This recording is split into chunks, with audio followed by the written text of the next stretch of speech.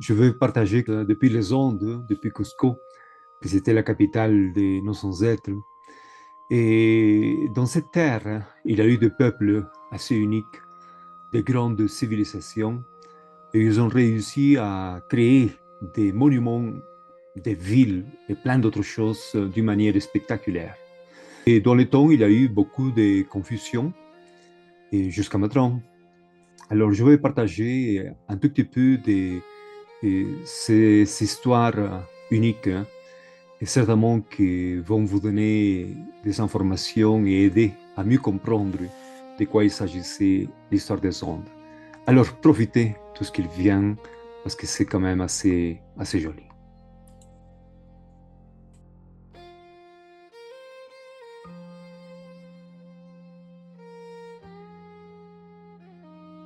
Architecture, un cas sophistiqué. Le débat autour des grandes constructions du monde inca reflète souvent davantage les limites de notre regard contemporain qu'un véritable mystère sur leur origine. D'un côté, certaines approches académiques excessivement mécanistes ont tenté d'expliquer ces œuvres uniquement à partir de paramètres techniques modernes. De l'autre, certains courants mystiques ou spéculatifs ont attribué leur création à des civilisations perdues ou à des êtres supérieurs. Bien que ces positions semblent opposées, elles partagent une même difficulté: comprendre pleinement le niveau de connaissance, d'organisation et de sensibilité technologique que possédaient les architectes et les bâtisseurs incas. Les pierres parfaitement assemblées des temples et des palais, telles que celles que l'on observe dans les centres monumentaux de l'ancien Tawantinsuyo, suscitent l'émerveillement depuis des siècles. Cependant, cet émerveillement se transforme parfois en incrédulité, et c'est précisément à ce moment-là que surgissent des récits qui privent les sages maîtres de l'Empire Inca de leur capacité créatrice: la précision de la taille de la pierre, la maîtrise de la géométrie pratique, la compréhension du comportement sismique des structures et l'extraordinaire organisation sociale qui permit de mobiliser et de coordonner d'immenses projets collectifs constituent en réalité l'épreuve d'une architecture et d'une ingénierie hautement développées. Dans une perspective plus équilibrée, le véritable défi n'est ni de rechercher des explications surnaturelles, ni de réduire ces œuvres à de simples exercices techniques, mais de reconnaître que les Incas évoluaient dans un cadre culturel et spirituel différent du nôtre. Leur architecture intégrait un savoir empirique accumulé pendant des siècles, une observation attentive de la nature, une relation symbolique avec le paysage et une connaissance approfondie des espaces comportant des alignements astronomiques. Lorsque cet héritage est observé à travers un regard moderne trop rigide ou à travers une fascination mystique cherchant des mystères impossibles, l'essentiel se perd. Ces œuvres sont avant tout l'expression du génie humain d'une civilisation qui a su transformer la pierre et la montagne en une architecture vivante.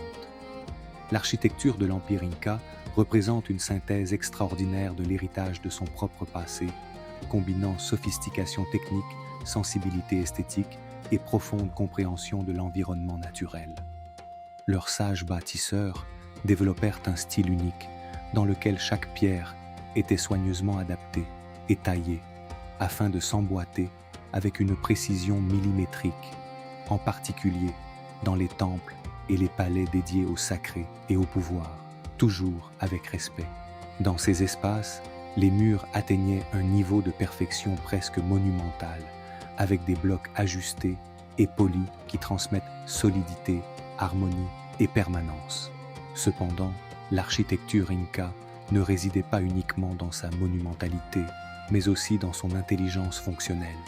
Les habitations, les entrepôts, les terrasses agricoles et les chemins furent conçus avec une remarquable adaptation au paysage andin en utilisant des matériaux locaux et des techniques de construction efficaces.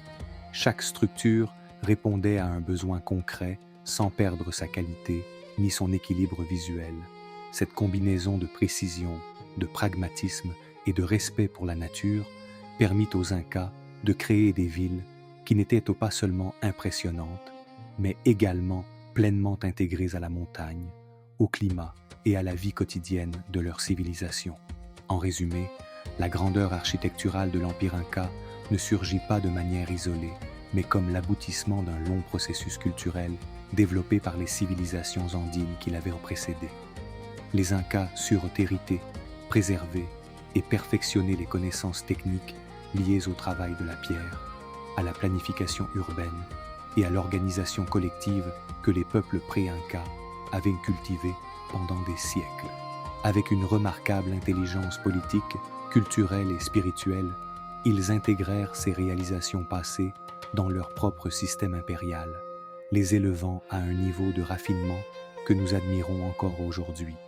Ainsi, leur architecture sage et organique peut être comprise comme la synthèse magistrale d'une mémoire technologique ancestrale et d'une extraordinaire capacité à créer un monde ordonné et prospère.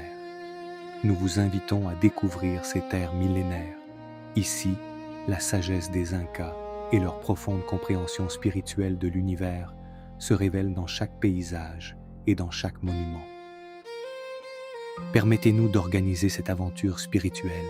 Notre expérience vous offrira non seulement du savoir, mais aussi une expérience profonde et complète où l'histoire, la nature et l'esprit s'entrelacent pour inspirer une transformation profonde dans votre propre chemin et votre mission.